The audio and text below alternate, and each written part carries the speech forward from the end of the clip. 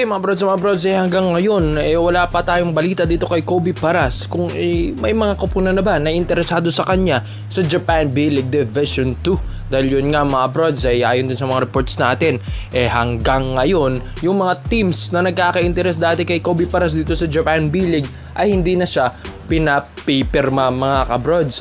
Though syempre alam naman natin si Kobe Paras galing itong Altery Chiba, pero noong kamakailang March 3 lang or 4 nagkaroon na nga ng part ways sila ng Altery Chiba from Negata Albirex nga itong si Kobe Paras dati 2021 to 2022, tas season 2022 to 2023 nung March lang binitawan agad ito ng Altery Chiba mga brods. Hindi natin alam, baka sa performance ito ni Kobe Paras o baka na rin sa kupunan, na dahil syempre itong kupunan na ito ay gusto ring magpalakas at mag-rebuild ng panibagong lineup. Ganyan naman sa Japan B-League, once na hindi magustuhan yung performance mo ay hindi kanila i-renew agad, dahil syempre di ba nga may mga players tayo na Pinoy doon na nire-renew agad dahil nga magaganda yung mga performances like Terdy Ravena, Kiefer Ravena, Dwight Ramos, di ba mga kabrods? So itong si Kobe Paras natenga itong mga brods at dito umuwi nga sa Pinas. Kamakailan lang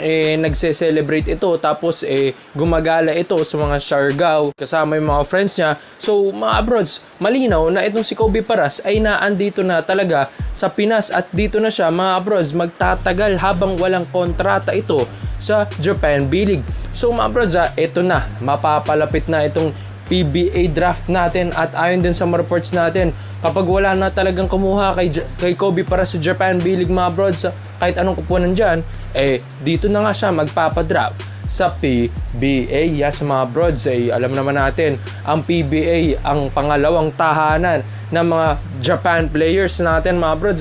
Sinabi rin ito ni Tower of Power Benji Paras, yung papa ni Kobe Paras, na balang araw talaga babalik itong si Kobe at maglalaro sa PBA. So ito na yung panahon na yon mga kabrods. Ayon din sa mga reports din natin, may mga kupunan din na nakaabang na dito kay Kobe Paras at syempre numunid na i-scout yan, alam na nila yung laruan ni Kobe Paras at ito nga ang SMB management ay handa nang papirmahan ng kontrata at i-draft itong si Kobe Paras dito nga sa SMB. Ang kaso nga lang, ang problema nila dito, medyo malaki ang value ni Kobe Paras. Baka mag-drop ito sa 1st to 5th pick mga kabrods ng first round natin sa PBA draft. Pero ang gagawin dito, ibababa nila yung pick ni Kobe Paras at dito nila kukunin ito pong si Kobe. Baka sa second round ito kunin ng SMB mga brods. So kahit mababa man yan, basta makuha ng SMB yung player na gusto nila,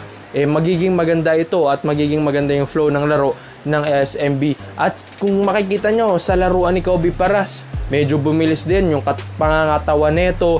Nagbawas din ang timbang talaga ni Kobe Paras. Nawala yung muscles pero mas dumami yung tattoos. Pero kung mapapansin nyo naman sa mga galawan niya from the past few games niya sa Altery Chiba, condition din naman itong si Kobe Paras, na improve yung kanyang shooting, yung handles niya. Kaya syempre interesado talaga itong SMB na kunin ito pong forward na ito. Malaki ang maitutulong ni Kobe Paras, lalong lalo na sa scoring at sa depensa ng SMB mga brods. Kaya aba-abangan natin mga brods, itong si Kobe Paras magpadraft talaga ito sa PBA at abang ang SMB dyan. So komento mo lang po yung mga brods at iisa-isa natin yan. Dito naman po tayo sa kabalita naman natin mga kabrods. Ito nga pong 6'2" na si Kim Aurin ay magde-declare na nga na magpapadraft ito sa PBA.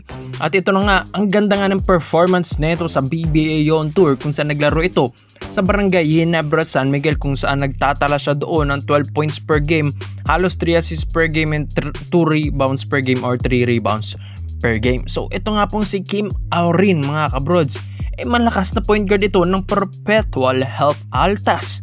Yes mga brods, at ito ay tinitignan na ng Barangay Ginebra San Miguel staff at ni Coach Tim Cone na possible na ito ang ida-draft talaga nila dahil malakas na point guard ito. Tumataktak pa nga ito dati, nag-slam dunk contest pa ito dati noong nasa JRU pa ito.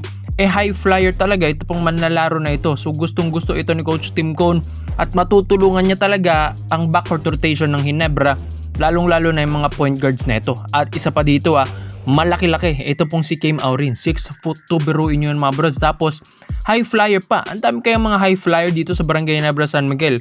With Scotty, Japet. Tapos syempre may experience pa sila sa World Cup ngayon.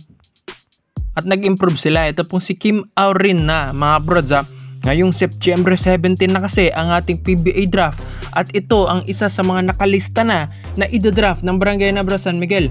So mga brods, maski nga PBA on tour, kayang makipagsabayan ni Kim Aurin, mga pro players ng mga nakakasabayan niya doon.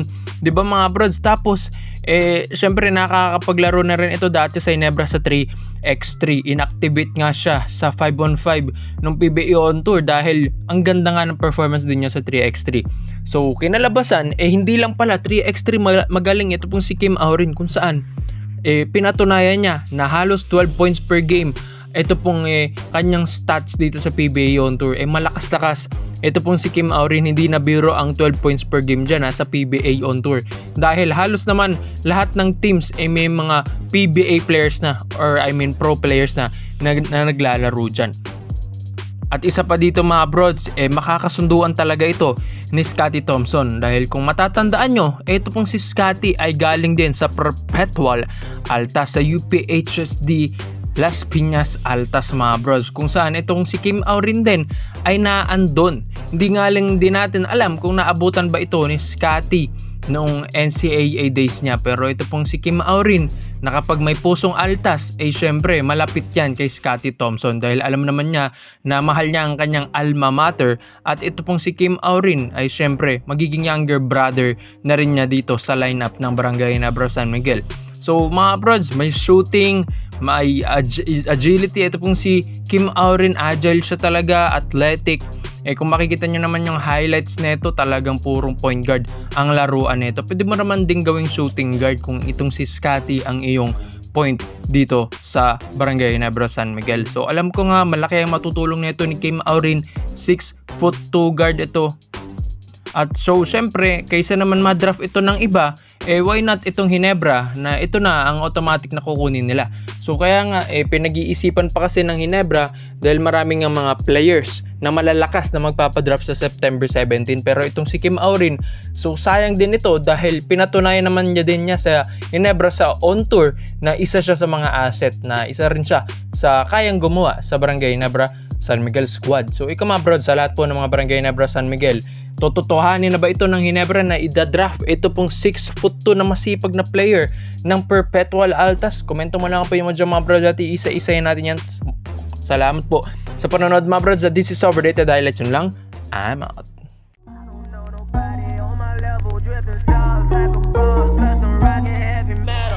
I just want a bag, like an old lady. I'm backwoods smoking, I don't own papers, past that 808. That don't shake her.